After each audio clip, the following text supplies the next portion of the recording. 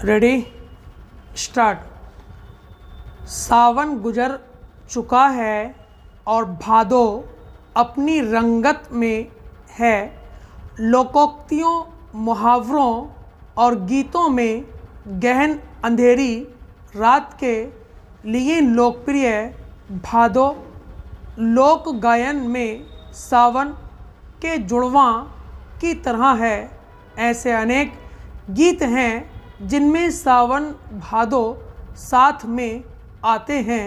खासकर बरसाती और कजरी गीतों में हिंदी का मशहूर गीत तो आप सबको याद होगा ही, मेरे नैना। सावन भादो कजरी में भी ऐसे कई गीत हैं। गंगा पूजा का एक गीत बड़ा मशहूर है। ऐसे तमाम गीत हैं, लेकिन सावन से हटकर लोक गायन में भादो की स्वतंत्र पहचान भी है। यह माह सोहर गायन के लिए प्रसिद्ध है। भादो शुरू होते ही सोहराना माहौल बनता है। फिर तो पखवाड़े भर सोहर की गूंज सुनाई देती है। कृष्ण जन्माष्टमी से लेकर कन्हैया के छठियार तक यह सब चलता रहता है। जब हम जन्मोत्सव का कोई मौका या अवसर सोचते हैं तो उत्तर भारत में, विशेषकर पूर्वीय इलाके में सोहर गायन का ही ख्याल सबसे पहले मानस में आता है। यह स्वाभाविक भी है। जन्मोत्सव से ही सोहर गायन की पहचान है। मंगल गीत आदि सब मिलकर सोहर बन जाते हैं। कृष्ण के सोहर गीतों की दुनिया तो और भी बड़ी है। कोई सोहर जन जन में प्रिय है। जुग जुग जैसु तो गांव गांव में लोकप्रिय है। इसी तरह अनेक सोहर बाधवा मंगल गीत लोकप्रिय हैं। सबके भाव अलग हैं, धुन अलग, समय अलग। कृष्ण जन्म के गीतों की लोकप्रियता की वजह यह भी है कि सामान्य तौर पर बेटे के जन्म पर गांवों में जो गीत गाने की परंपरा है, उसमें सबसे ज़्यादा कृष्ण जन्म के मंगल गीत ही गाए जाते हैं। मगर सोहर का दायरा जन्मोत्सव तक सीमित नहीं है। पूर्वीय लोक गायन में सोहर विषय की दृष्टि से अपार विस्तार लेता है। इसमें सुख भी है, दुख भी, हर्ष भी है, तो विषाद भी एक मशहूर सोहर है। प्रथम गणेश पद वंदन यह भोजपुरी और मगही दोनों भाषाओं में समान रूप से लोकप्रिय है। इस सोहर में गर्भ में 9 महीने बच्चे के पलने का पूरा प्रसंग आता है। आखिर कैसे एक महिला गर्भ धारण करती है, फिर पहले, दूसरे, तीसरे और 8 महीने तक किस्म किस्म की शारीरिक मानसिक अनुभूतियों से गुजरकर 9वें महीने में माँ बनती है या मातृत्व सुख लेती है। गीत में इसका पूरा चित्रण है। इसी तरह एक मशहूर सोहर राम के छठियार का भी है। उस गीत में हिरण हिरणी और कौशल्या के संवाद के माध्यम से प्रेम व करुणा अपने शीर्ष पर पहुंचता है। प्रसंग यह है कि एक जंगल में हिरण हिरणी घूम रहे होते हैं। हिरणी उदास है।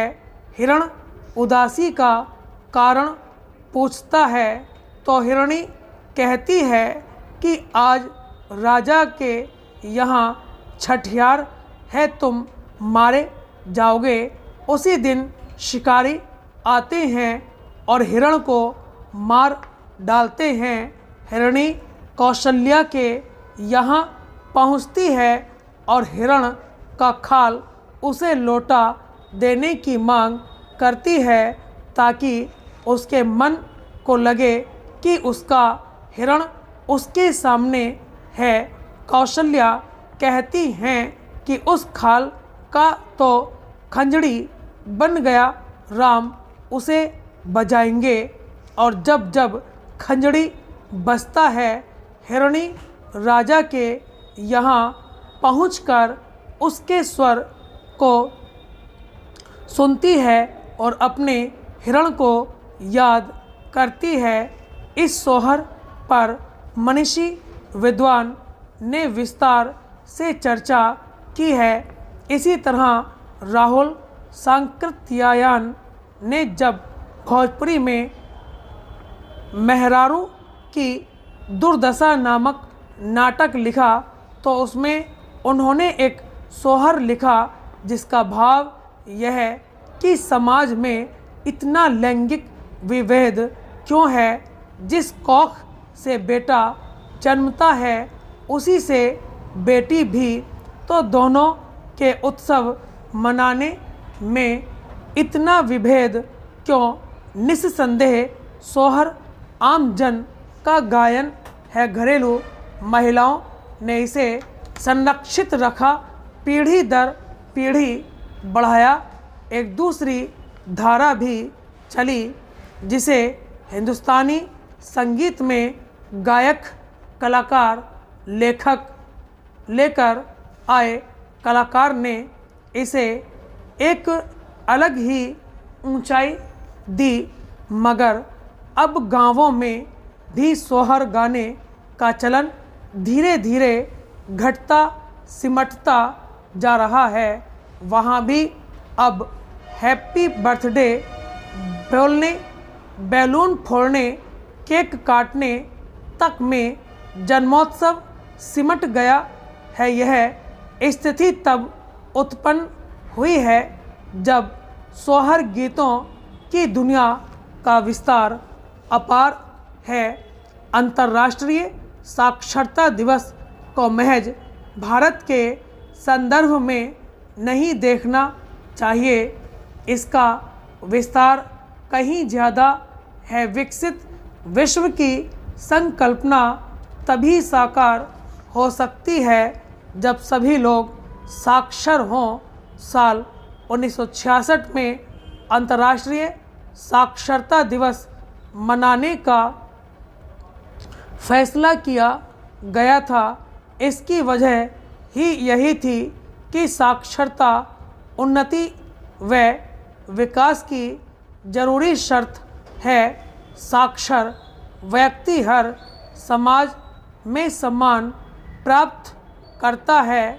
यूनेस्को इस मौके पर खासतौर से अभियान चलाता है और शिक्षा के प्रसार को लेकर प्रयास करता है।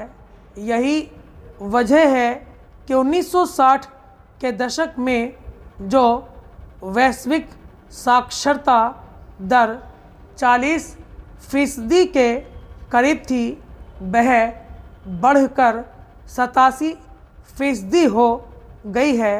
यह बिना जागरूकता के संभव न था।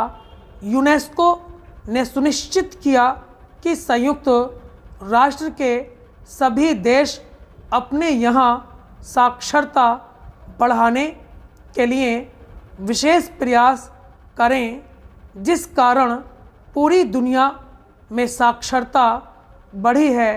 भारत भी इसका अपवाद नहीं है। स्टॉप।